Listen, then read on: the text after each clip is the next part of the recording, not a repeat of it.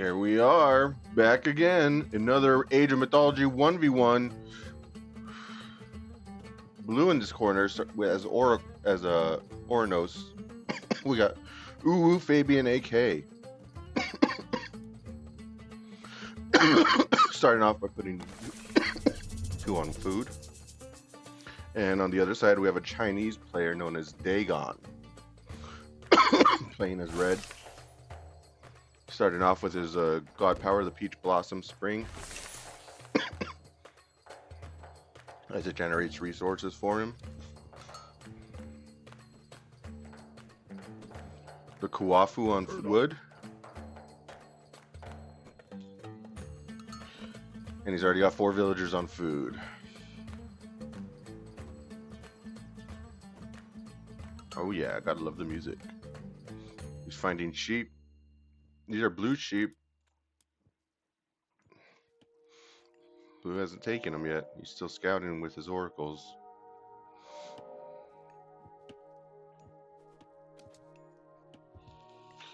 Down center takes out another deer for some reason. I mean, it's just a waste of food. Look, it goes down slowly on its own. Now the villager's there to take some, but it goes down on its own. He just wanted to set the rally point on it, though. That's what he was doing. All right, he finds red's base.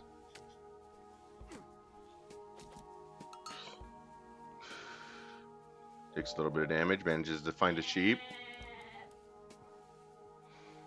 That's blue sheep now.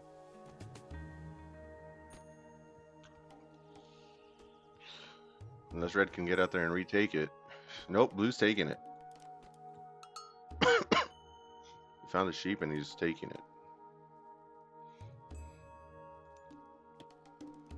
I'm interested to see how Ornos players play. This one is particularly aggressive with his scouts, which a lot of players are at higher levels. You want to get as much information on your enemy as fast as possible. Just makes sense. We have a couple oracles in sight. Villager hit points plus 40%. This one is myth units are more resistant to pierce damage. That's pretty good. 15% pierce damage. What other oracles are out here? We have this one. A pair of pigs will appear at your temple. That's pretty lame. Infantry train faster. That's a great one. 25% faster infantry. This one lets heroes do damage as they lose hit points. Wow. For every 1% missing, modify by 0.25%. So you do a maximum of 25%.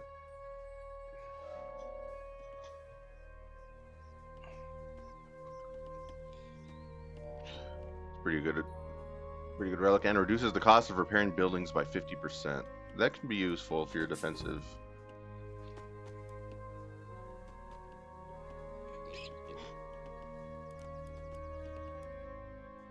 Let's go back to Uwu. He's found the infantry relic, and it looks like he's probably going for it. He's making his oracle a hero. And he goes for the relic. He knows it's a good one. Yep, he takes it.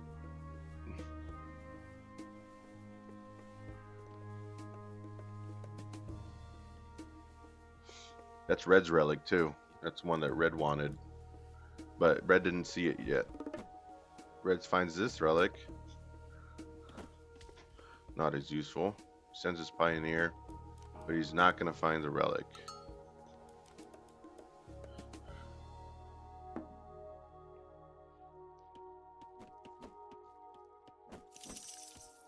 He does take one of them, though.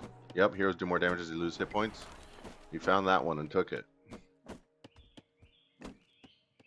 That'll be great for his heroes, of which he will build a lot of, I'm sure. Finds more sheep with his Promethean.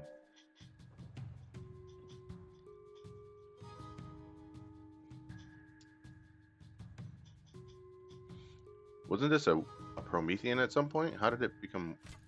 Oh! Pioneer takes out one of them. Other one surely will go down. Took 39 damage in that one hit. Crazy. You're just out here scouting with this thing.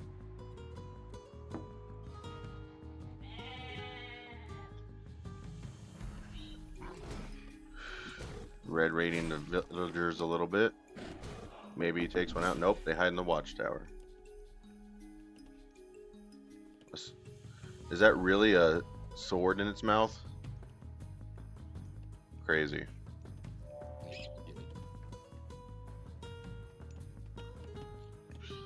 Promethean finding Red's base. Okay.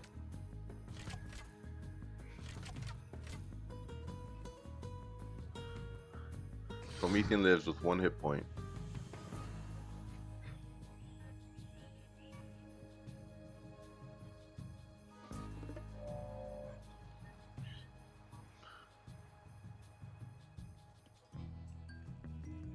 Blue building some Terma.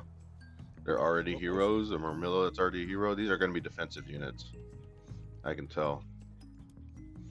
He just wants to protect his villagers. His food villagers.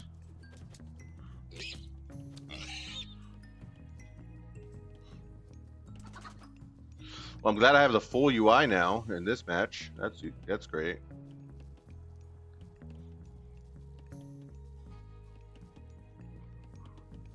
So now I can see both sides. The balance of power is interesting. They both have about the same military size. Same villager count.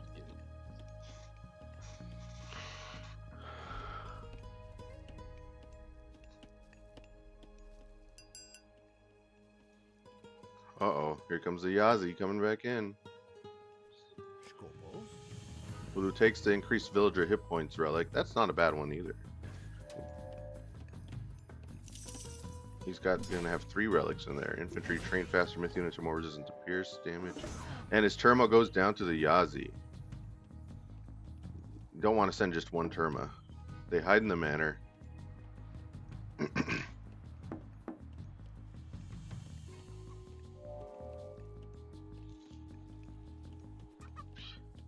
Hero Terma coming in. Did a little bit of damage.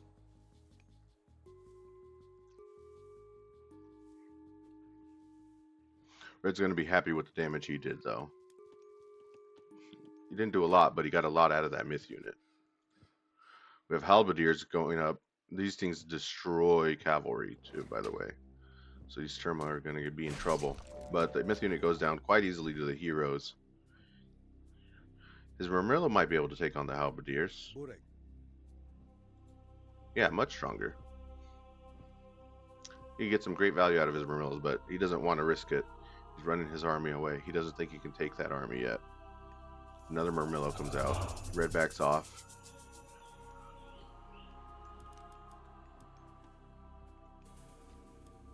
Red protecting the left side of the map. He doesn't want any raids coming in from that side.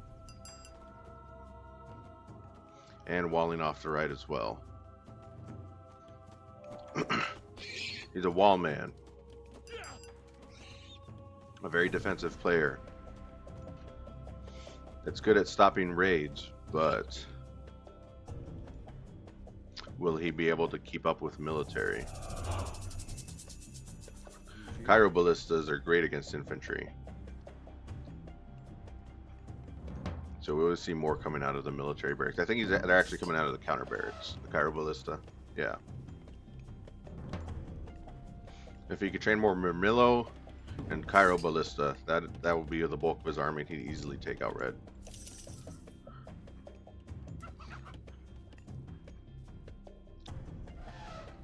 Not to mention turning them into heroes, so they're even stronger. You get more value out of them. They're in better positions. Small armies tend to have there's a slight advantage to them. So obviously you don't want to fight when you have a smaller army than your enemy. Never. But if they are high quality, small number of units, then you can get a lot more value out of them against an enemy with more units, because the more units have to surround the high value units. And it just creates this inverse effect where the smaller army, since it's higher value, higher quality, gets more value out of it than what a army with more units has to deal with. Red coming in on the left side. Walls or not.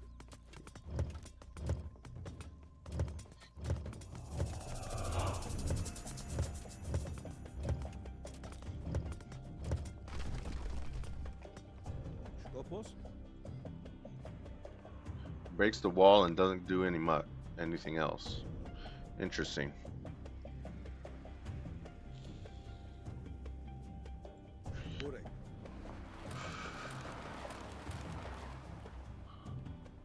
Got fire lanterns coming out.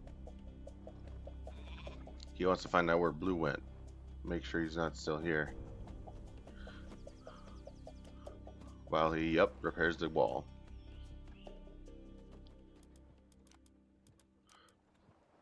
Let's see what Dagon can see. So he spreads out his fire lanterns.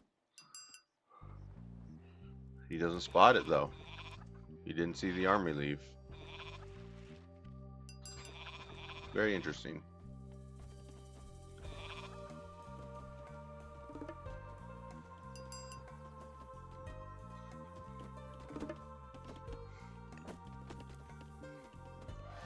Red is double TC, pumping out his units. Blue also on double TC.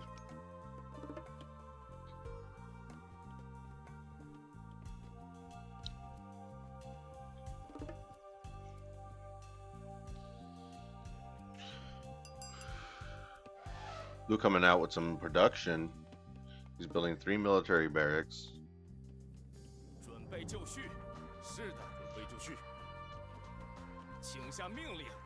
Oh, these guys do a lot of damage.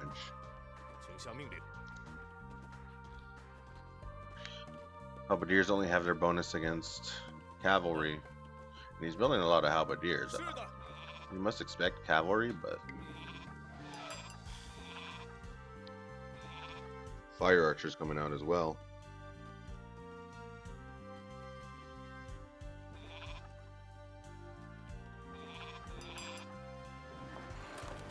Fire lanterns, sky lanterns coming out. Whoops. Let's go back. Let's see what he finds with the fire lanterns.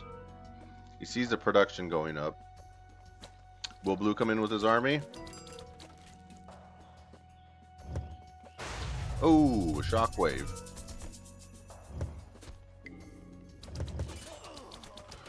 One halberdier goes down. Murmillo goes down. Another Murmillo goes down. Oh, blue. No.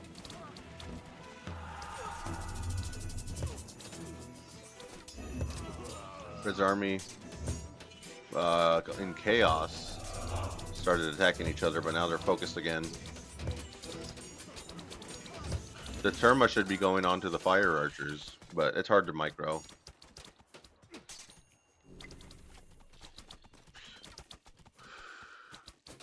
Cavalry coming out, but dying quickly to the halberdiers.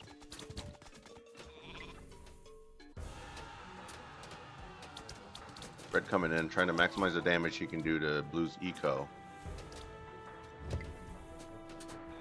Backs off. Starts attacking the buildings. Fire archers do great damage against buildings. But Blue just sacrificing unit after unit. He should have just went in right there. His archers were vulnerable. But he backs off with his army.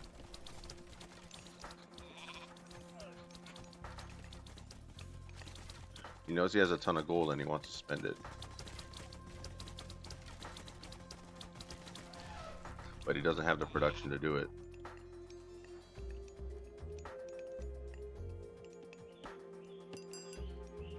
We have a double wall over here from Blue.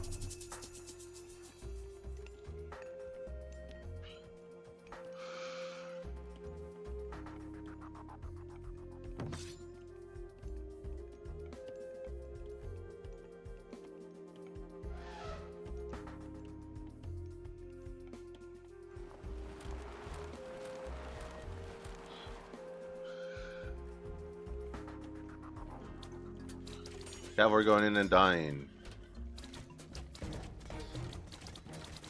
Blue's production getting attacked.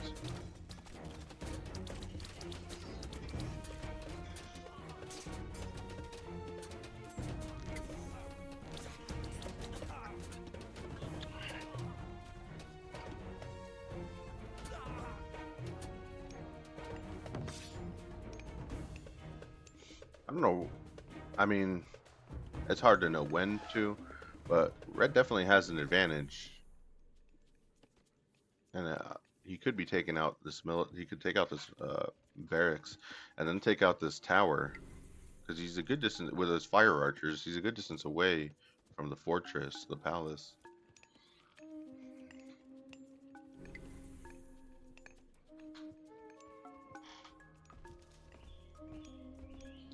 He starts building a wall to take this town center.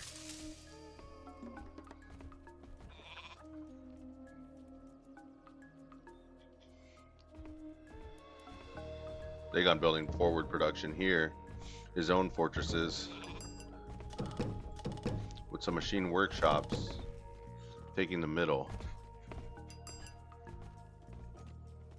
Blue's decided that he wants this town center as well, but red getting it up just a little bit faster.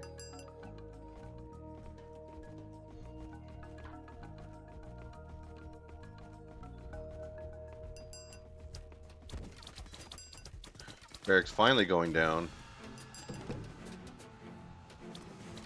Watchtower's next. Gets surrounded. And it goes down. Palace is looking like the next target. I don't know if that's a great idea with Blue's army coming in, but Red being able to take care of it though. Another shockwave. Fire archers doing damage. Blue's army slowly getting smaller and smaller. Not much he could do. He built Toxotes, or Arcus, I'm sorry. Did he hero them? He heroed them in the middle of the combat and they just died. That was not a good move.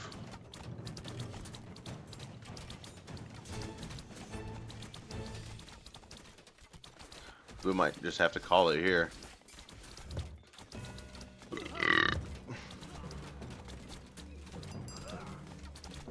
He's building more Arcuses, so he thinks that more archers is the answer.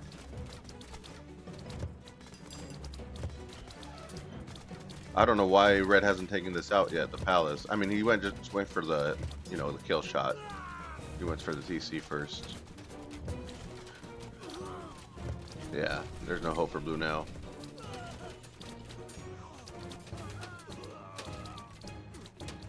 You might as well use your units to attack Blue.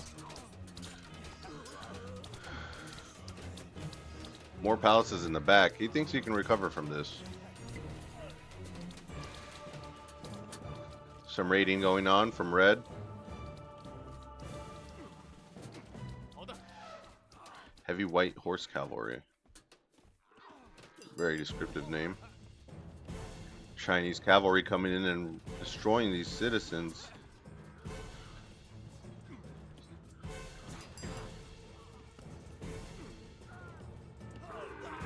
Yep, they're all going down. I don't think you can recover from this, Blue. This is too much.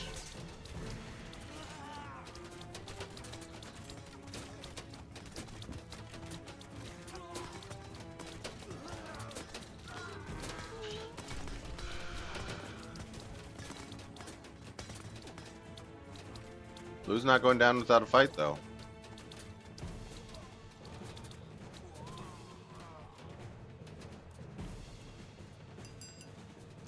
Ooh, the cavalry just decimating these villagers. Oh, I mean, Blue's down to 80 villagers now, but 78. 76. Oof. Yeah, I don't think so. I don't think this is recoverable, Blue. He's gonna try though. He still has 2 town centers, so he doesn't feel like he's out of the game just yet. As long as he builds production, he feels like he can come back. He's got control of the right side of the map, taking these resources. Tries rebuilding this town center. Very gutsy move, considering all the cavalry wandering around. This town center is going to be going down soon. Oh, the army arrives. Nice. See, Blue 8 made it to age 4, so he doesn't want to give up.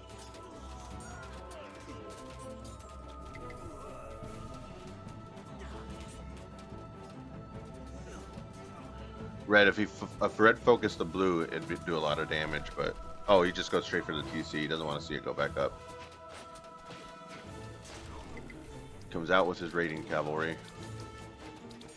See what he sees. Is he thinking about going to that other town center with those raiding cavalry? It looks like it. He discovers the town center and the palace. He sees more opportunities to take out villagers and he takes it. Blue slowly coming back here in the center. That's it. That was it. Once Blue noticed that his golden egg was cooked, it was out. He was out. It was too much. Good game though. Let's see. Dagon, the Chinese, getting all the accolades. Fabian tried. Let's see. Yeah, Red just built more army. He had more economy. Blue didn't really do much, unfortunately. No real raiding was happening. And then here was the killing blow. Once Red came in, he figured now's the time. He has the army. He came in, Blue's army got decimated. Red kept building. Blue tried to come back, but he wasn't going to be able to catch back up to Blue. Red getting everything. Fabian actually killing the most units, using all those defensive buildings. And that's it. Another great Age of Mythology game.